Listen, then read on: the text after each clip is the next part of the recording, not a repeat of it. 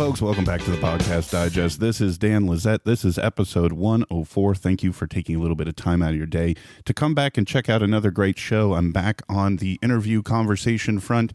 Last week's recommendation show, I think, was well received with my guest, Quinn Rose. Hope you found those 4 shows we talked about pretty interesting. Hopefully you've added them to your subscription list. If you did enjoy it or you enjoy this one, please follow the show on Twitter, guys, at Pod Digest. That's where I do all the most important communication with you folks, where you can find out what's coming up next, so on and so forth. And if you really like it, somebody leave a review for me. That would be awesome. Get it done, all right? Let's do the review thing. I'd really very much appreciate it. This week's guest, folks, believe it or not, and I hate to say this because anybody who knows me personally or have even heard me on various different episodes knows I'm a huge freaking sports fan. I really am. However, most people know there aren't a huge bevy of great sports podcasts. I mean, there's some, right? And it's been growing. You know, you've got people out there with The Ringer doing a lot more nowadays, but fantasy sports is huge. I'm a huge fantasy baseball guy. I've got a 7-8 year long running league. I've dabbled in football, but my guests this week do much, much more than dabble. They've come to my attention over the past a year or so because they are winning awards left and right. It'll be pretty clear why they are, and they've had a really interesting road, and I really wanted to talk to them. So my guest this week, I've got two-thirds of the hat trick of the trifecta from the fantasy footballers, Andy Holloway and Mike Wright. Welcome to the Podcast Digest. Oh, it's good to be here, man. I really appreciate it. This is Mike, by the way, if you have not listened to the show. So yep, and this is Andy. Thank you very much for having us on. We look forward to the conversation.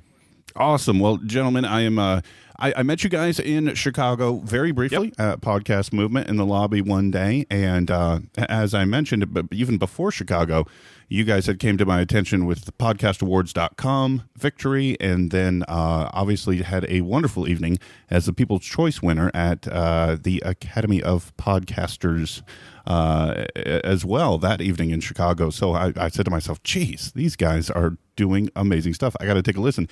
Within days of returning to Chicago, I subscribed and I've been on the train, and I've not caught every episode, which we'll talk about in just a minute, but a vast majority, and I love it. I love the work that you guys are doing. But before we get into the show, as I typically do, I'd like to have folks get to know the two of you a little bit pre-fantasy footballers days, if you will. So can you tell us a little bit about yourselves pre-podcast, sort of where you're from, where you guys located, what were you doing before you stumbled into this? Andy, let's start with you. Absolutely, yeah. We are all based out here in Phoenix, Arizona, where it is blazing hot for half the year, and then eventually we remember why we live here.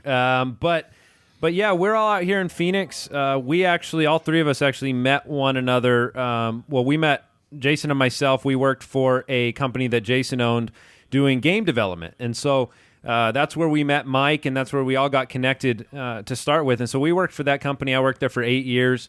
And we did Facebook and iOS game development, building product, building web product and things like that. I did a lot of marketing work for them. And so that was kind of the inception of our relationship as friends and how that relationship grew. And we played a lot of fantasy football through the job and on the job and around the job and talked about it everywhere. And so that is kind of, we've always been big sports fans. We all grew up out here following the Cardinals and following all the major sports. And so that's kind of where we came out of, into the podcast space. And Mike, you can elaborate. Sure. And my background is music. Really, I grew up playing really everything, all instruments and things, and I took my talents to video game audio, and that's how I met these guys. They were growing. They needed someone to do audio, and I had just graduated from game design school. And so I went on board with them, and I would do all the sound effects and all the music and things. And just, I guess, besides that, I've done, if you can think of a job for music, I've probably done it at least one time. So like that was how I was making my living before this.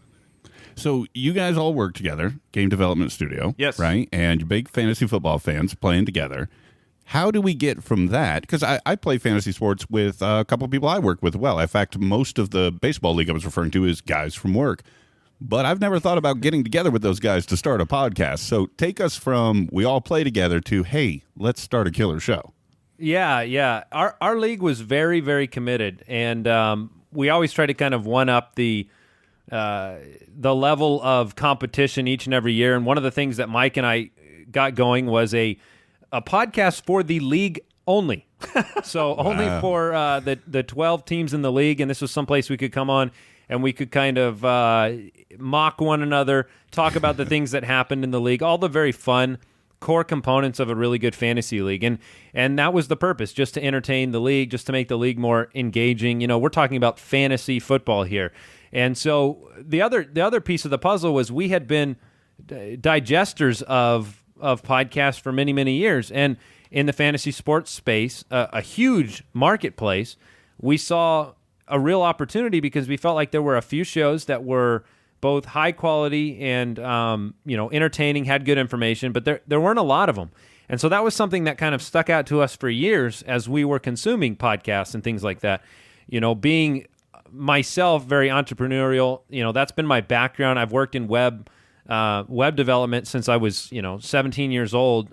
And so for me, it was an opportunity to step into that space. Mike and I both started writing for Fantasy Pros. That's kind of how we started getting into the actual, like the journalism side and the writing side of fantasy football. But it was just a passion that kind of overflowed into our own league, and then that overflowed into, Mike has his background in music. I have a background in marketing and development in the web. Jason, is a master of product, a master of communication. He was a theater major. It was this kind of trifecta of skills that just came together as good friends. And I think that's what you see and what you saw on the podcast when we debuted, is that you had friends that, we weren't as polished as podcasters in the very beginning, but we had a passion for the sport. We liked each other. We weren't recording over Skype. We were recording in the same room together. And so that's kind of how the transition happened, is we said, hey, you know what? We're doing it for the league. Let's give this a shot. Let's iron out the kinks, so to speak, in the off season as we get started. And it's just kind of grown from there. Were guys in the league telling you, like, hey, you may be trashing us, but you guys are doing some awesome stuff. You guys should take this wider. Were people in the league kind of prodding you to expand it? Well, the funny thing is that when we started the podcast, it was actually only Mike and myself. And so the one person that was in that league that did say that over and over again was Jason. Careful what you wish for. Yeah. And so, to his credit, he never, we actually recruited him, and kind of, his perspective was, look, if you guys do this, if you commit yourself to this, it's going to be a big deal. It's going, and it wasn't just, I think, the talent that he heard or anything like that. I don't think it was just tooting our horns. I think it was seeing the opportunity as well, saying, you know what, the podcast space needs something like this show, something that, we don't try to be the other analysts. We don't try to be something else. We try to be ourselves. We're dads, right? Like we have some dad jokes that break onto the show. That's my brand, man. That's dad pretty jokes. much. Mike wrote the book. But we just try to be ourselves, and we do invest ourselves into it. We take it very seriously from a preparation standpoint, from an audio quality standpoint, from a production standpoint. And so Jason was definitely the one that drove us towards making this more than just a hobby. So when you guys started out, from expanding from sort of, private, if you will, just for the fellow league participants, and decided, hey, maybe we can make, something more of this. At that time, at that juncture in time, did you ever envision it going to the levels it is at now? And we're going to talk a lot about the levels it's at now, but at that point, did you ever anticipate this happening? Oh man, it's one of those things where you kind of have the thought in the back of your head that you try not to entertain, because it just seems so unrealistic. Of, hey, the three of us, we're gonna financially provide for our families by doing a podcast talking about fantasy football. So it just is one of those, I think, just a very bizarre dream. Yeah, what if? And it was, so you're building, and then as just a couple listeners start coming in, and you see the valve start opening up, then I guess that's the point where you allow those dreams to really take flight and say, you know what, this is realistic, and we're going to go for it. We're going to do this, and we're going to make it work. So I'd say at the beginning, just small fragments of hope, I would say. Because and realistically, at that time, and you guys launched, I know it was 2014. Approximately when? Are we talking mid-year, early year? No, very, very early. February. February of 2014. So we are only 2.5 years into this ride, so thereabouts. So at that time, I'm just thinking to myself, were there any other... That was 2015. Did you say 2014 or 2015? 14. It's actually 2015. Yeah, so when we first started, it was just Andy and I, and we would do one show a week, and that was kind of working everything out, working out the tech glitches, working out how is the flow of the show going to go, and then that February, so 2015, that's when we brought Jason on and kind of made the full push. I guess Mike and I kind of started doing it on our own a little bit earlier than that, Gotcha. but the show was really launched in 2014. So or 20, yes. Gotcha. Cool. Yeah. Back then, there was maybe only a handful of shows that were big, and they were all coming out of the networks, right? I know CBS has got one, ESPN has one, but beyond those, which are just, minor arms of a much larger conglomerate, beyond that, I wonder if there was any other show that was, that full-time income, if you will, so supporting families for its hosts or producers at that point. I'm almost thinking there probably wasn't. There probably wasn't. There were other podcasts in the space that were kind of arms of a peripheral product for a bigger product. I can think of like the Audible and the footballguys.com. And so they put out a very good podcast and they have a lot of listenership to it. But that was a piece of their kind of web-based strategy. It was an extra feature. So we definitely, this was like it, right? It was the podcast was going to be the focus and the center of what we were trying to build as a business. And so, like you said, I think that's pretty accurate. There were a lot of kind of side podcasts. There were a lot of podcasts that did maybe one a week. There was almost nobody, if nobody, that did it year round. That was kind of one of the things that we wanted to do right out of the gate was we said, okay, let's do this year round. Yeah, maybe not, we didn't do 5 shows a week year round. We did that from like August through December, but let's make sure that we are in the ear of all these football fans who pretty much take no time off after the Super Bowl and like thinking about dynasty leagues and keeper leagues and things like that. And let's, entertain and talk about the NFL all year round.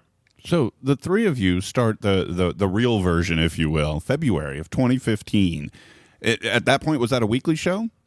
Yeah, it was a weekly show up until when, Mike? We started one a week in February. I think around the time of the draft in April, May-ish, we went to 2. 2 a week. Yeah, and then over the summer it was, I think 3 in June, and then halfway through August or so we went to the 5. Yeah. So early February, March, April, when you're 1 or 2 a week, what was the response like? Was there this immediate feedback? Was it clear that, oh boy, we're on to something? What was kind of the listener feedback off the bat?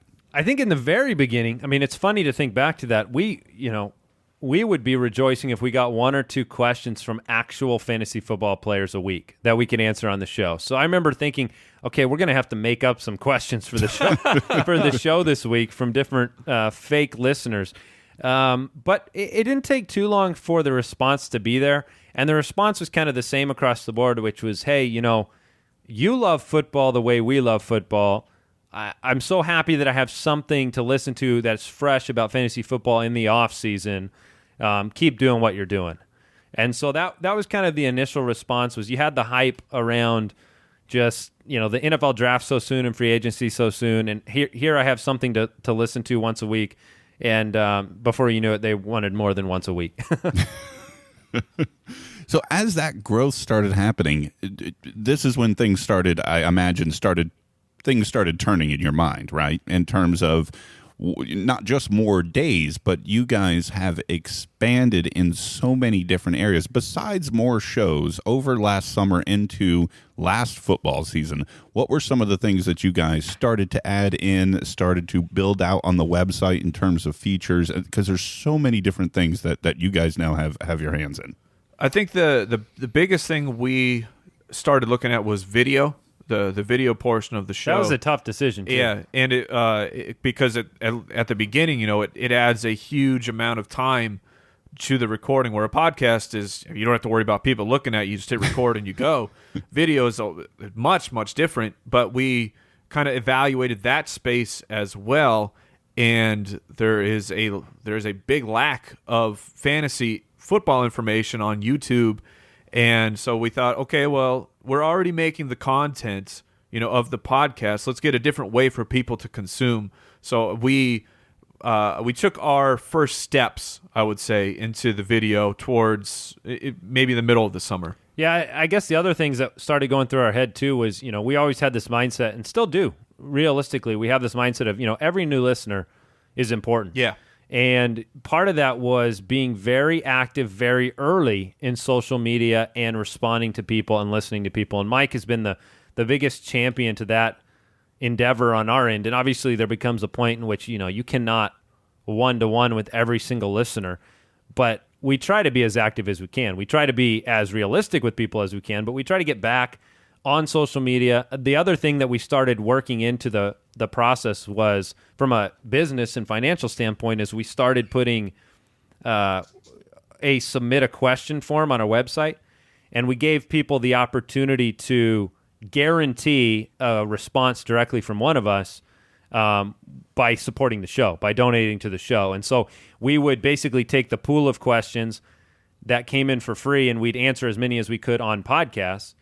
But then we also had this other side where if you wanted to guarantee yourself an answer, you have something really important going on, you want an opinion from somebody else, you can contribute towards the show and supporting the show and get that answer. And so those are kind of some of the first things. And then that leads us into kind of the Patreon and the Foot Clan and those things that came after. Yeah. When did the Patreon launch? Patreon launched, I believe, either the very end of August last year or early September, actually. Yeah, I think it was early September. So we were a little bit late to the dance. That was another big adjustment for year one is, August and September are the biggest for fantasy football, biggest months. But we didn't even consider or try to sell ads into our shows in August because we had no expectations to give to advertisers. As a brand new show, we didn't know what our numbers were going to be. We didn't know how much it would grow. It was kind of a, learning process. We didn't have any estimates to give to people. So that was a big challenge for us. From a revenue perspective, we have to kind of make our bread and butter in those 2 months, and we didn't even get the opportunity to last year. So the Foot Clan thing kind of came out of, the name itself came out of, I think Mike saying it on the show one time. Yeah. I don't even remember. Yeah, I brought it up.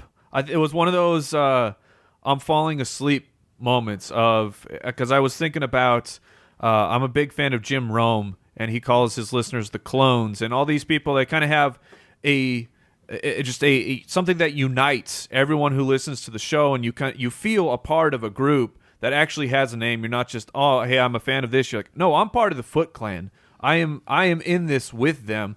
And I'm falling asleep. I'm like, football, and it's like Foot Clan, man. Everyone already kind of knows that word. And we weren't even our age. We weren't even sure at first. Jason and I were like, 2/3 of this group were not sure. I knew it was a home run. I was gonna say, Jason and I were like, really? Do we go with that? The Foot Clan. I think you dropped it on the show without permission, and then. And I took to Twitter. I said, "Hey!" Twitter jumped all over it and said they loved it. And then Mike's a genius. Yeah, I was going to say, which happens every once in a while. Stop clock, right? Right. So, that was about mid-September. Yeah, that name Foot Clan, I've always wondered what the origins were and I have no idea why I make this association. Maybe one of you can remember why, but subconsciously, I always think of Teenage Mutant Ninja Turtles every time I hear that name, and I don't know why. I think there was something about the bad guys or something. Yeah. Something clan or something foot or something. I can't remember, but that's our generation there. Yeah, you're hearkening back to that. That is definitely part of the. I'm sure that's part of the subconscious that Mike brought up, and definitely something we think about all the time with, we're always talking about Ninja Turtles or playing Nintendo or growing up in the 90s and those type of things. Yep. Indeed. So let's cover the topic that I don't know, and you guys probably know that 99.9% of your audience are huge football fans. I have no idea how much of my audience are actual podcasters, but I know there are a lot. So let's talk for their sake about the intersection in time when you guys realized that you could either leave or scale significantly back on the day job and realize that this was a thing. So when did that happen? Because at this point, we've mentioned it a little bit, folks, that you guys are going 5 days a week now. So putting a ton of time into this. So what was that process like? When did that happen? And was there fear or how did that work? Oh, there was certainly a large amount of fear. Apprehension. Yeah, and everything really timed up just perfectly for us. We were all kind of in the middle of jobs. Andy and Jason were actually in realty. Is that how you realtor or realtor? Realty or realtor? Which one is houses? Yeah, we'll call that real estate school. Okay, there you go. That's fine. Real estate, but they're in real estate school while we are kind of making this. While we're sitting kind of on that apex of are we going in or out in the summer, and so they're doing that. I had my own business that I was kind of working on for the side, and I think the big push happened when we got in contact with Midroll. Yep. And we got hooked up with them so to kind of help us out and make some moves into that part of the podcast, into a little bit of monetizing. So that was kind of like, okay, well, we can do something with this. So I think that we should go all in. Did you have any other thoughts, Andy? Yeah, I mean, there was kind of the perfect storm of just us being at that point in our careers. We had worked 10 years in the gaming space and me in the web development space, and we were all kind of looking for something new at the exact same time. And fortunately, we had the support of our families to kind of push as hard as we could into this. And seeing that response, I think, helped us know that, okay, it's not going to be easy, right? Like, it's not going to necessarily be simple to make ends meet for this time of growth, especially even in, for podcasters, they understand this if they book ads. You might book an ad and do an ad and then get paid in 6 months or 5 months. Right. You've got a certain lead time of gathering download numbers, and then then you're net 30 from this company through the agency through to you, and so that's another challenge for us. Is we said, okay, let's say we make money during the year. Well, how do we turn this over from January through the next football season? How do we get through the off season with enough revenue to support us? And so, the questions were part of that. The Patreon thought process was part of that. And, getting connected with Midroll, starting to book some ads. We had to make decisions, too, about quantity of shows that we were developing. Do we, podcasters out there, if you get in the nitty-gritty, you have to start thinking about, well, is it better to always have more shows? Or is it better to have less shows that accumulate more total downloads because people are... they have less to consume, but they're consuming all of it.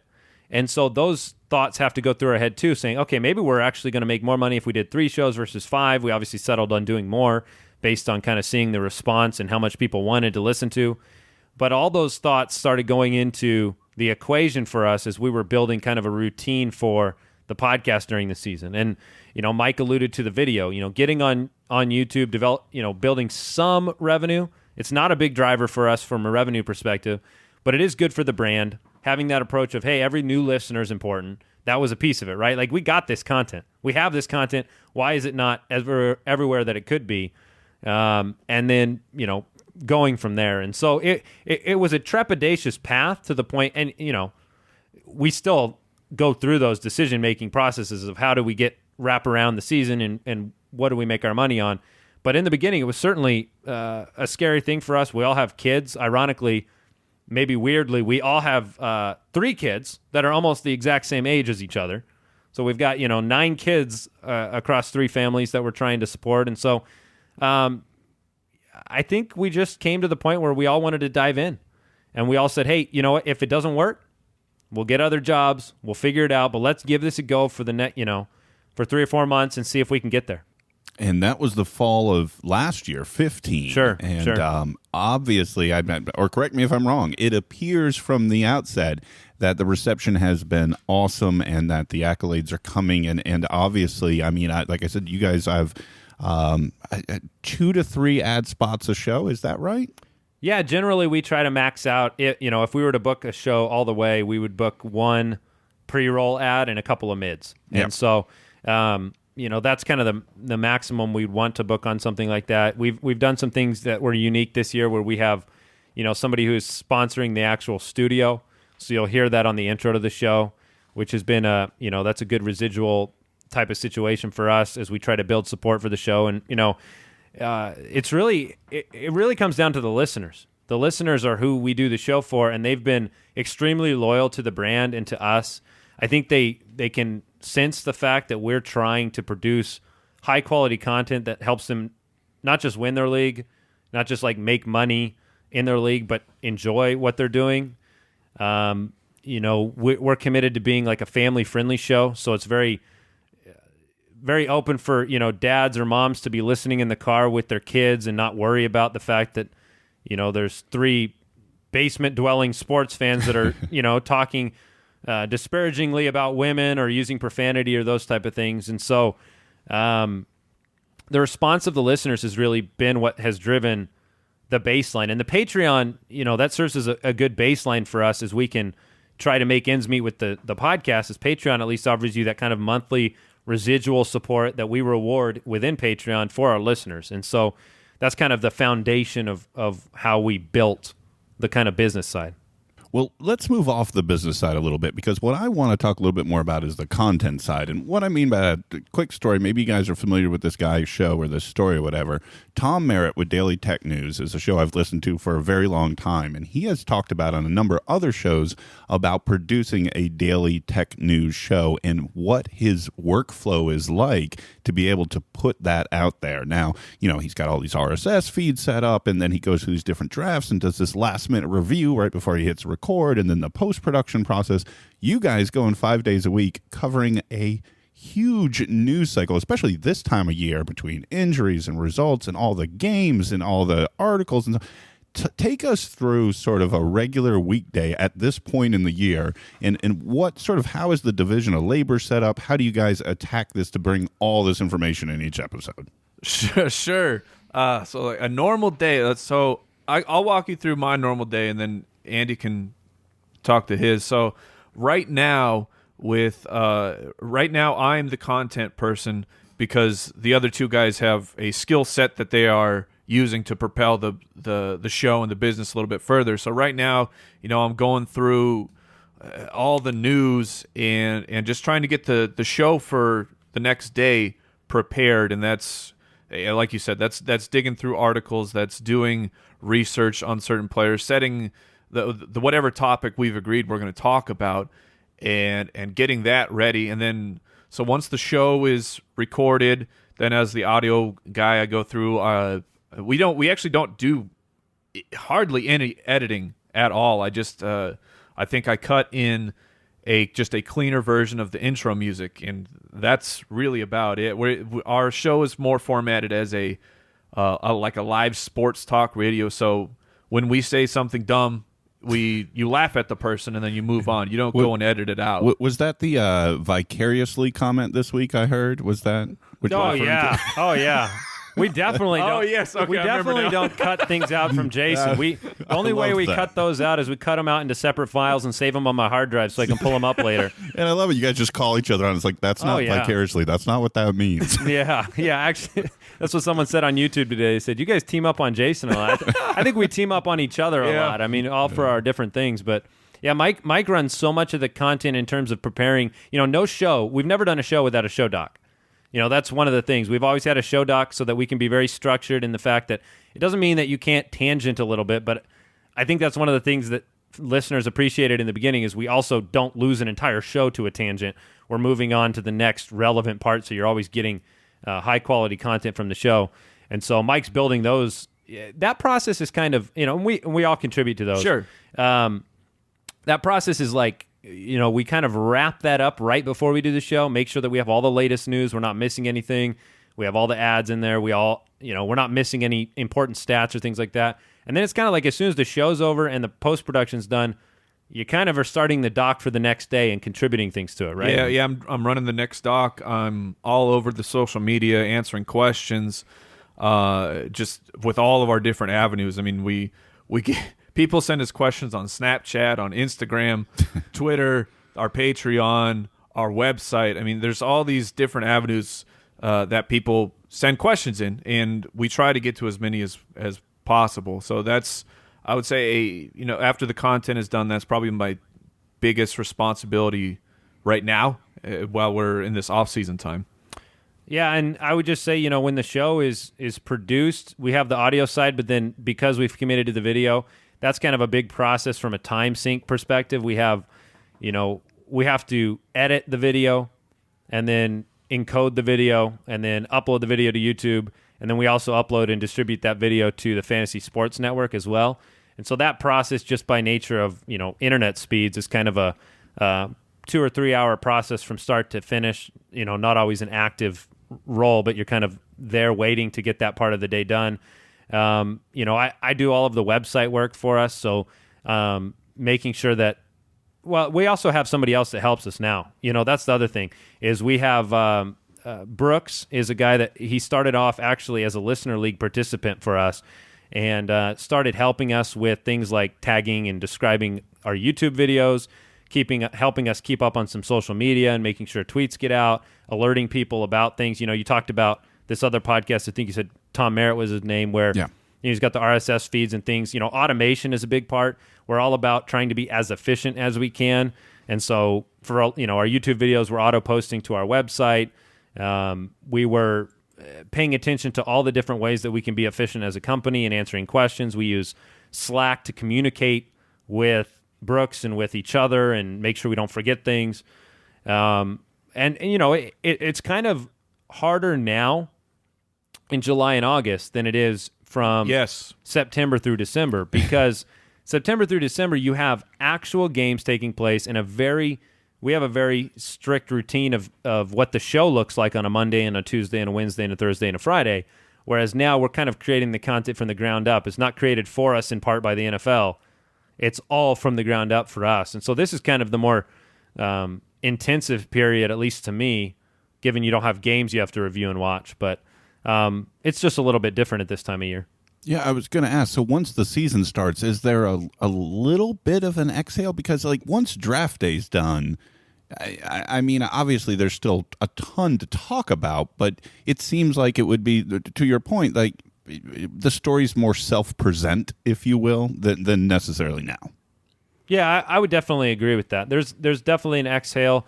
We're investing more of our time into watching those games on the Mondays and Thursdays and Sunday nights, along with Sunday morning, and digesting what's taking place and bringing those stories forward. Like you said, they kind of are there, reporting on injuries and those type of things, and then making projections for the upcoming week and waiver wire and those type of things that fantasy football owners face.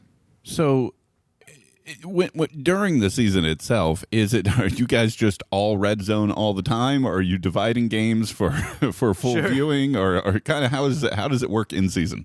My setup is I got my laptop with me, and my laptop is on the red zone. I'm also on Twitter, which is a tremendous tool for everything. If you're following the correct people on Twitter, you're not going to miss anything. But so I got the red zone, and then on my regular TV, that's where I'll have a game, so I can go jump around, and get more of a drive. Not just, hey, did this guy score? It's you actually can see what's happening inside of the game, because a single touchdown does not tell a whole story of how well a person is playing. So that's my workflow. Yeah, and NFL Game Pass is a tool we use as well. Yes. Because it's impossible, no matter what you do, whether you're red zone or not, you can't consume all of the there might be some player you want to watch all of his plays. Very easy to do that on Game Pass and go back through. So Jason and I know we do a lot of recording of games and kind of watching through them later, and basically just trying to get what we need for the next show. So for all the other dads and parents out there, how are you guys pulling this off with 3 kids each? I mean, I've got 2 left at home. One is grown and gone, and it's a challenge for me. How do you guys manage this? Because this is not just for fun like it is for me. This is part of a daily show you guys are doing.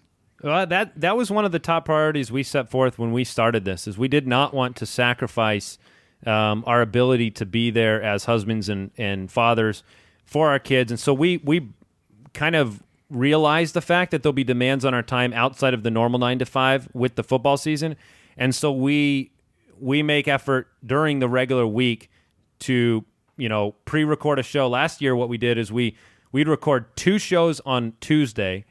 The Wednesday show was always a mailbag show, so you had more evergreen questions there. And so we were able to kind of budget Wednesday off as a family day to kind of supplement for the Sunday situation with all of the games. Our families have been very gracious to allow us to kind of conform those things. And, we make sure that we are not...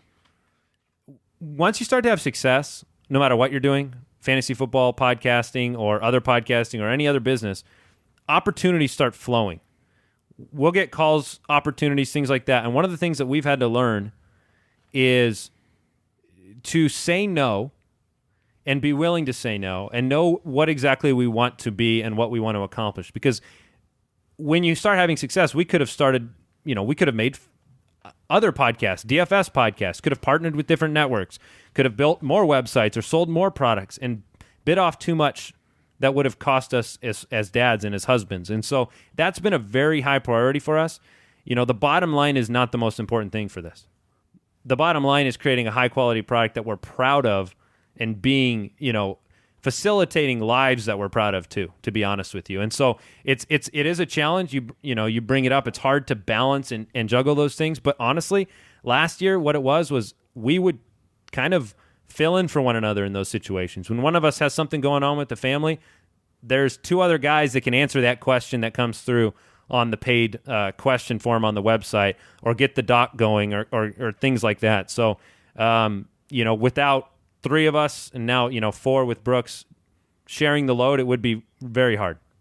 Yeah, I can imagine divisional labor is a huge thing. And I was just curious because I'm sure other people are out there asking that question. I mean, my show's once a week, and I know there are times when it's kind of, butted heads with some of the other stuff. And you're right, you have to. I thought what you guys did with the mailbag show, because those questions are probably coming from Sunday or Monday night. So if you're recording it on Tuesday, it's still good for Wednesday. So that's a super smart approach as well. Yeah. I want to hop back to the website because there's 2 other components of it. First of all, the website looks great. Okay, and so for folks, there is a link in the show notes, as I always do, to check out this website. And I always say that about shows, but this is super special. If you're interested in fantasy football, you need to see this website.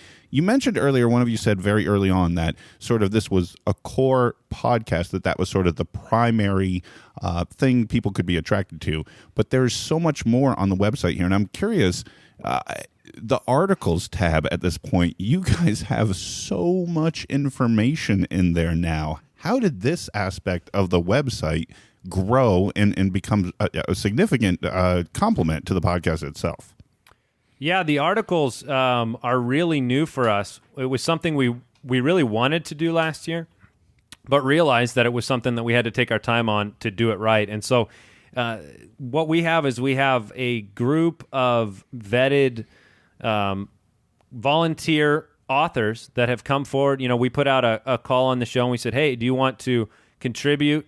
Do you want to write fantasy football articles for the website? We have a decent amount of traffic, get exposure to the things you're writing and you as a writer. And we had, Jason kind of headed this whole search process up, but we had at least 150 applications come in right away for people that wanted to come on and get the opportunity to just write. And so we vetted those, and we brought in a team of I think we're at 13 or 14 now, and have just given those guys the opportunity to build a community together as writers and talk about different topics and basically produce content for the website. And so it's, as of right now, it's all on a volunteer basis, and it offers just more and more content for the fantasy football player without as a self-sustaining kind of entity for us. So it's been really exciting. The articles have been great. The writers are absolutely incredible. And so it's something we do want to build on now that we have the audience and the base to do so. Yeah, and what's interesting is that it almost looks like there's thematic elements to the articles, because you've got, case against, case for, and so on. People taking kind of both sides to different arguments and discussions, and so it's really well organized and well presented. So it's just that other complementary product to the main show. I think it's an awesome addition. That's great. Yeah, we're very proud of it. We're very impressed with all the authors, and then Brooks does a good job of keeping it organized, making sure that people are claiming articles and writing the complimentary pieces and doing the research. So it's been great. So let's talk about another feature of the website in a beautiful gold font right at the top of the header, which I think is super cool. And I'll tell you what, I'm always on the fence, and I'm honest, and I told you guys this when I met you in Chicago. I'm more baseball than football, but I have done football on a number of occasions. I've done football, and again, I've got coworkers and people kind of already starting to ask if I'm going to do it, and I'm on the fence. But I was digging in today in preparation for this conversation, and I found your ultimate draft kit. You talk about it a lot on the show, and it's massive. But I don't want to do it, not short sell this at all. Tell people what in the world this ultimate draft kit is, and how did this come together?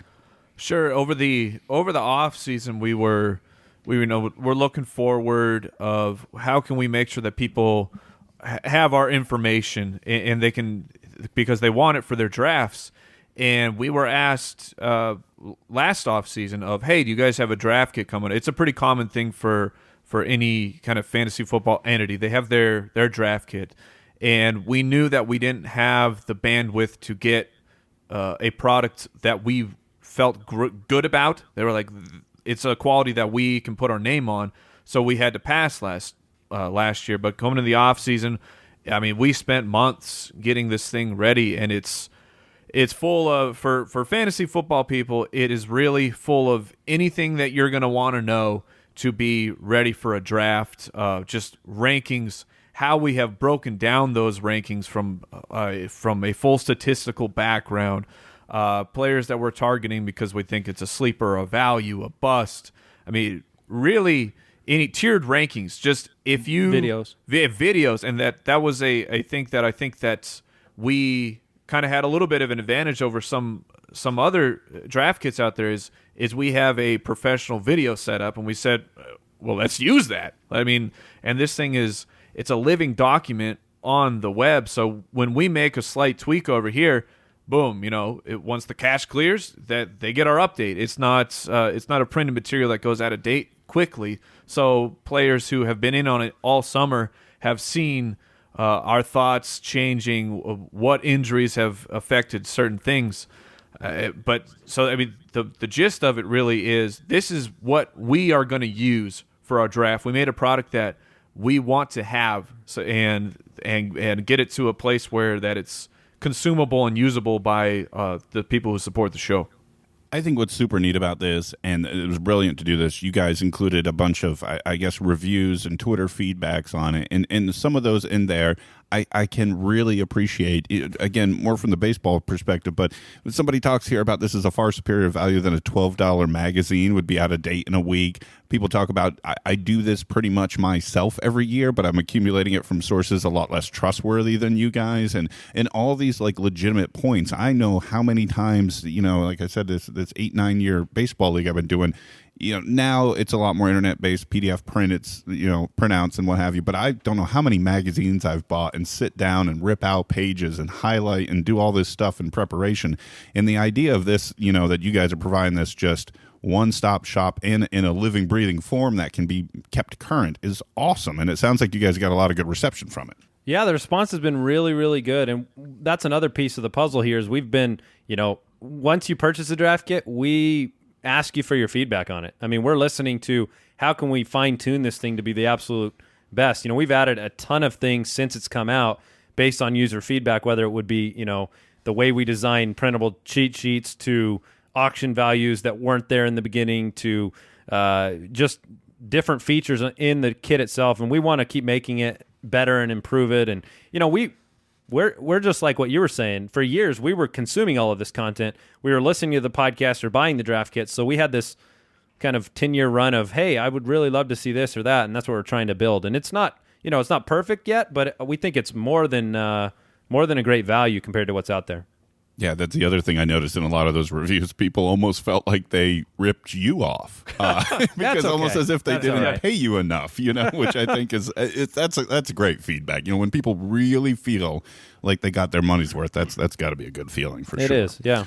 Two more topics for you, gentlemen, that I really want you to talk a little bit about. One, I've mentioned this a few times, the awards, right? You guys have collected these awards, and knowing now this is more like an 18-month enterprise. What was that experience like, and what was sort of the conversations going on between the three of you on, like, was it so much as like, can you believe what is happening here?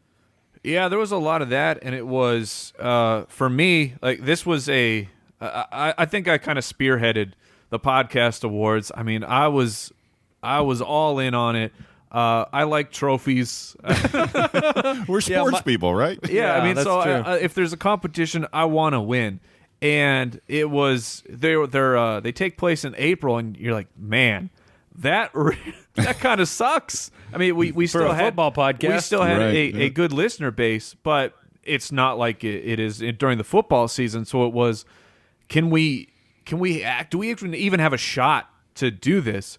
But we launched a full on campaign of we would assemble the Foot Clan on every show and remind them, hey, go and do this. And I think we had what helped us. We had built up this trust and this relationship with the people who listen to the show.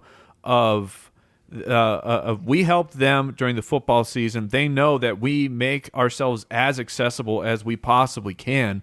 From just even one-on-one kind of information of answering these questions, that you build up the support of people like, okay, it's our turn. We're going to assemble everybody, and we're going to get out there, and we're going to help the footballers. And it was humbling for us to hear. Extremely blown away at the response and the support of these people. They had to vote daily. I mean, Yeah. daily for 2 awards. weeks. Yeah. That's a ridiculous thing to ask somebody to have to do. But I mean, they went out there, and like we said, it was just my brain, I don't know if I could really process what these people had done for us and really helping, the credibility of the show of, you're like, hey, you're a podcast winner. So it was a really big deal for us.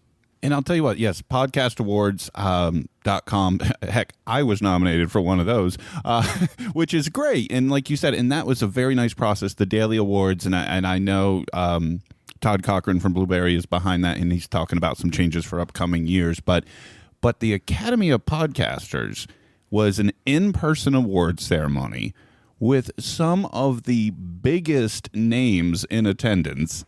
And you guys were called up on stage, standing in front of some of the biggest people in our industry, accepting the People's Choice Award, which that part had to be so cool. I was there, saw your logo on the dual screens. That moment had to be awesome, yes? Yeah, it was definitely awesome, and it was humbling as well. And it was one of those things that kind of, for the blitz that we've been on for the last year and a half, it was kind of the culmination in a way of saying, okay, we really are doing this. We're here, and we've made something that people like and that they enjoy.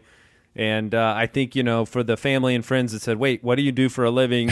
Maybe that was just a moment of saying, oh, okay, this is real. There's a community of people out there listening to podcasts, and it's a big industry. And so for us, it was extremely exciting and humbling and fun. And the whole podcast movement conference and getting to meet all of the people in the industry and all of the different podcasters at any stage of development was a lot of fun and very edifying for us. Yeah, I went full Howard Dean on the stage of just shouting. If you remember that, Mike just... Yes. I was so excited I couldn't form a word. It was just a really loud noise came out. What you really didn't see, and what you needed to see, was how Mike processes nerves. Oh, no. While he's sitting around, because... You can just see it. I mean, he couldn't handle himself because if you remember how they announced it, they first put up like the 4 finalists on the screen just out of the blue. We had no idea how the process would go. And then all of a sudden we're up there as a 4 finalists, and Mike's like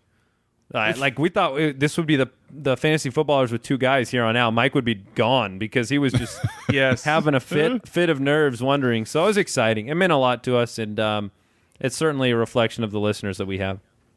Well, if nothing else, I know I'm not alone. I mean, that drew my attention, and I knew it. I know it drew many others as well. And if nothing else, like you said, it just sort of adds that, I don't know, that seal of validity, or the Sure. or that official sense of that you're entitled to be satisfied. You know what I mean? And, Oh, yeah. and I think it's awesome. It really is. And now that I've actually taken the time to listen, I'm staying subscribed. And if nothing else, I say this all the time, and I really think this is true, and I think this is so true of what the three of you are doing. I believe people come to a show for content, but they stick around for the hosts.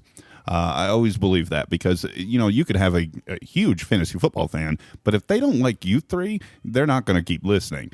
I think you guys keep growing because you have a rapport, you've got that interaction, you've got the full and complete package, much farther than just the reaches of the podcast, and a lot of those elements we've been talking about. So I think that's why people are coming out in support. It's because of you three, not because of fantasy football, in my opinion. I appreciate that. We like each other enough. That helps. It helps. Well, if you guys been traveling this road and you haven't found means or purpose on killing each other yet, Sure. you must like each other a little bit. 250 shows or whatever we're up to, we're still here, so I'll take it. One last question that I'm gonna guess was another cool feeling, but I kind of just wondered how this came along recently, and it's probably about 5 or 6 days before when you folks are hearing this conversation now. You guys did the your fantasy MVP episode, and what was cool about that was you guys went out and grabbed a lot of those hosts of some of those shows we were talking about earlier, some of the incumbents, if you will. Talking about feedback from the listeners, and we've talked about sort of now the podcaster side of the world, you guys appear to now have really become important components of sort of the fantasy football commentators community as well. Do you guys feel like you guys are part of things now and kind of moving towards an even tier with some of these people you guys have probably been reading and listening to for a while? Yeah, it was some of these people meeting and talking to them for the first time was certainly a bit jarring. But the fantasy football community, I mean, they have there's the FSTA, which we're members of, and they have 2 conferences a year, and they're not humongous. You'd be surprised how many people are there, but it's a very friendly atmosphere. Even though we're in a hyper competitive situation, everyone it just seems to be a little bit more friendly than other businesses. Situations that I've been a part of wanting to help each other out, of bouncing ideas off people, of hey, let me jump on your show. And through the year, we had several of these people who gave their time to jump on with us for a full interview, and then the fact that they were like, hey, they heard the idea, of hey, we're going to get all these takes from people of our friends around the industry, people of note, and them jumping in on us it felt really good. I'm trying to think of a better superlative to add in here, but it felt good. Felt good, man. That's my go-to. It works. I think that's good to hear, because I'm glad to hear that you guys are not looked at like the new guy or whatever the case may be. I bet you a lot of those folks are looking back, at your website, at the Draft Kit, at the show, its frequency, its quality, and they're saying, no, these guys are for real. You know what I mean? And I bet that's why they're. In addition, there's that open and welcoming feeling with those guys. I certainly hope so. I mean, I think there has been some of that through the process. I mean, Mike's right. There has been a lot of welcoming good folks. There's also a lot of people in the industry that have been around for 20 or 30 years that, do things a certain way or think about things a certain way. And I think for us, being a show that's so focused on entertainment, succeeding in the fantasy advice space too is important, and kind of having the track record and longevity of being there for the long run has helped earn some of that respect. And we have never said a disparaging word about another show. We don't view it as what is the word for it, like co-opetitive, some sort of combination there, some made up word, co-opetition. But I mean, vicarious competition. There, right. Jason can jump in there at any moment. Although leave out some other words, but no, it's a good community, and we kind of feel like, our show will stand on its own. It's not going to be because somebody else, we're tooth and nailing somebody else. If we have a good quality show, the people will come and they'll listen. And I think, if you listen to Podcast Movement, what do they say? People subscribe to about 4 different podcasts at a time. There's room for more players than just one in your pocket. And so I'm excited about the future. I'm excited about us doing what we're doing. And, hopefully the whole industry can continue to grow because fantasy football is fun. It's just fun. Yeah. And baseball. I played baseball for the first time this year, so you'd be proud of me. Hey, that's great. I'm doing well. It's a lot of fun. I love the everyday aspect of baseball. Yeah. That's my only thing is the daily. But I'll tell you what, folks listening right now, if you like football, definitely check out the Fantasy Footballers. And if you like fantasy football, you probably have already hit subscribe, and you will not be disappointed in doing so. But I'll tell you what, if you're just a sports fan in general and enjoy great sports talk, these guys will get you into it, right? You will get into football. You will get into fantasy football due to the conversations, the rapport, the well-researched topics, and so on and so forth. Like I said, I'm a huge fan, and folks, I strongly encourage you to check out this full and complete offering from what these gentlemen are doing, from the website to the YouTube to the podcast to the frequency, all of it. So Andy and Mike, either one of you, tell folks where they can find all this stuff we've been talking about. Go for it, Mike. Sure. Our website is thefantasyfootballers.com, and you can follow us on Twitter at the FF Ballers. I think most of our social media handles are the FF Ballers, so just search for that. Yeah, and if you're looking for the Ultimate Draft Kit, we make it easy, ultimatedraftkit.com, and you can always send us a note if you have a question or anything like that. And podcasts, wherever podcasts are available. I'm sure people who are listening to this probably know how to find a podcast, so we can skip that part. Yep. Let's hope so, right? Let's hope so. I don't know. Maybe they came across the website. Who knows? But it is all over the place. And the Fantasy Footballers is probably the best place to start because you guys nice and cool, right in the top right, all the channels to consume the show, video or audio, as well as support the draft kit. The yellow font I reference is all up top as well. So, gentlemen, Andy, Mike, Andy Holloway, Mike Wright, thank you guys very much for taking the time to join me. No problem. Happy to come on. Appreciate it. Thank you. Awesome, folks. That'll do it for episode 104 of the Podcast Digest. Come back again next week for another great interview. Until then, my name's Dan Lizette, and I will talk to you then. Thank you for listening to the Podcast Digest. You can follow the show on Twitter at Pod Digest. Like the show on Facebook at facebook.com/The Podcast Digest. Email the show feedback at thepodcastdigest@gmail.com. And you can find all the previous episodes and exclusive blog entries at the show's website, thepodcastdigest.info.